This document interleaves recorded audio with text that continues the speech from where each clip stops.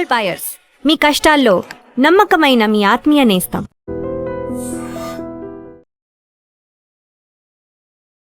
నమస్తే, welcome to I dream talking point with కవిత.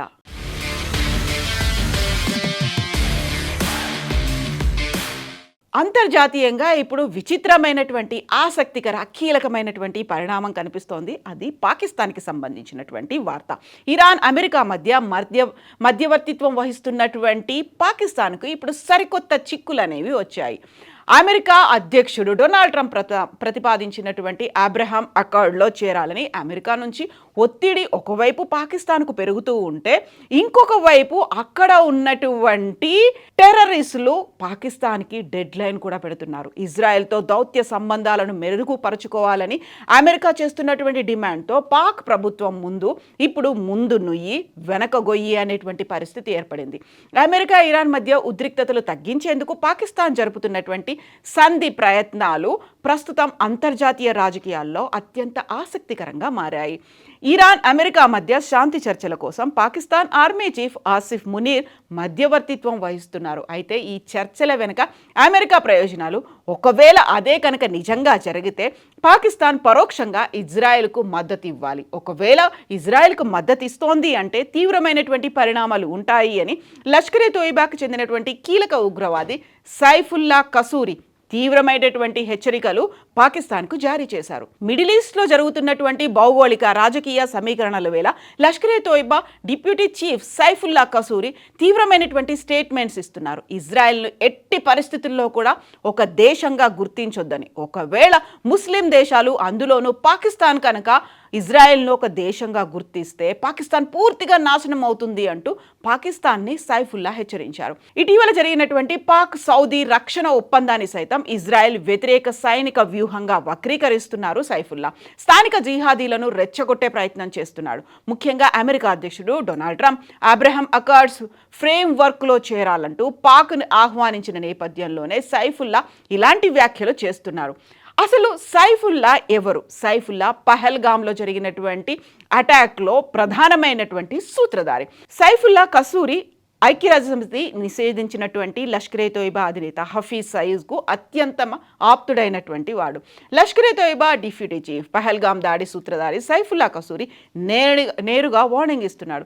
పాకిస్తాన్లో ఏ నాయకుడైనా, ఆర్మీ అధికారైనా ఇజ్రాయెల్కు మద్దతు ఇవ్వడానికి లేకుంటే దౌత్య సంబంధాలు పునరుద్ధరించడానికి ప్రయత్నిస్తే వారిని వదిలిపెట్టాం, వారిని చంపేస్తామంటూ సైఫుల్లా కసూరి హెచ్చరిస్తున్నాడు. ఇక భారత్ నిఘా సంస్థల రికార్డుల ప్రకారం చూస్తే కాశ్మీర్లోని పహల్గామ్ ఉగ్రదాడికి మాస్టర్ మైండ్గా వ్యవహరించినటువంటి సైఫుల్లా కసూరి ముస్లిం ప్రపంచంలో అంటే ఇస్లామిక్ నేషన్స్కి సంబంధించి పాకిస్తాన్ను ఒక కేంద్రంగా, ఒక సైనిక శక్తిగా చిత్రీకరించేందుకు తీవ్రమైనటువంటి వ్యాఖ్యలు చేశాడు.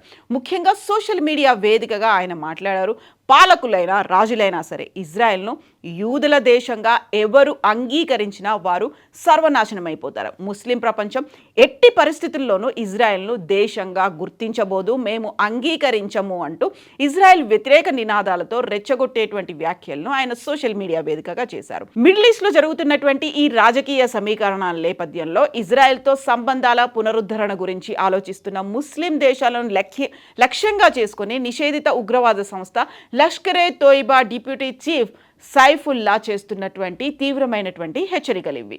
అమెరికా అధ్యక్షుడు డొనాల్డ్ ట్రంప్ నేతృత్వంలో సాగుతున్నటువంటి అబ్రహాం అకార్డ్స్ ఫ్రేమ్వర్క్లో మరిన్ని ముస్లిం దేశాలు చేరాలన్న ప్రతిపాదనను పాకిస్తాన్ బహిరంగంగానే తిరస్కరించింది. అయినప్పటికీ సైఫుల్లా చేస్తున్నటువంటి ఈ వ్యాఖ్యలు పాకిస్తాన్లో వెన్నులో వణుకు పుట్టిస్తున్నాయి.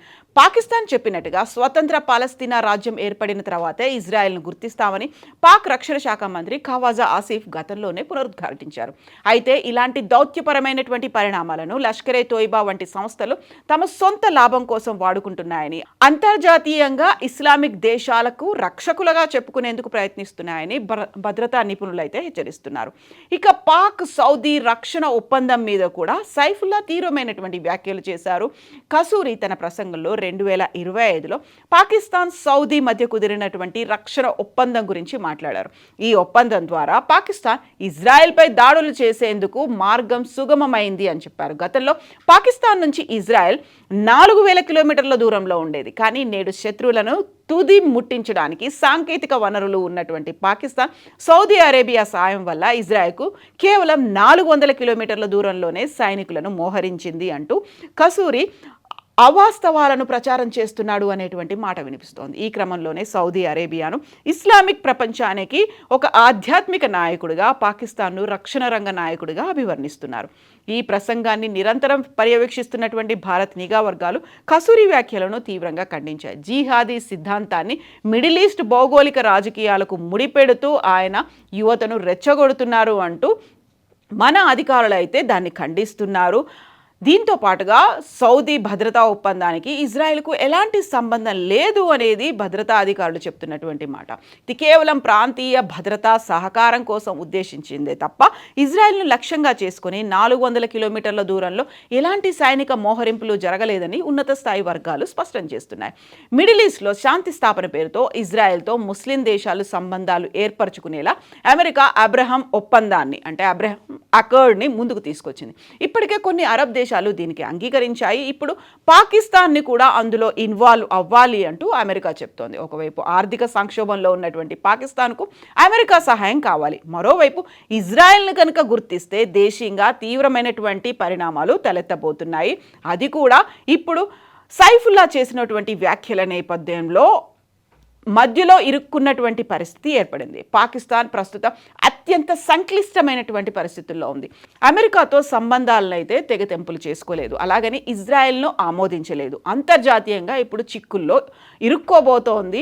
మరోవైపు స్వయంగా పెంచి పోషించినటువంటి ఉగ్రవాద సంస్థలే ఇప్పుడు పాక్ ప్రభుత్వంపై తిరగబడుతున్నాయి. దేశాన్ని శాసించే ఆర్మీ చీఫ్ ఆసిఫ్ మునీర్ కూడా ఉగ్రవాదుల హిట్ లిస్ట్లోకి వెళ్లారు అనేటువంటి మాట ఇప్పుడు ఆ దేశాన్ని సంక్షోభంలోకి అస్థిరతకు సూచిస్తోంది.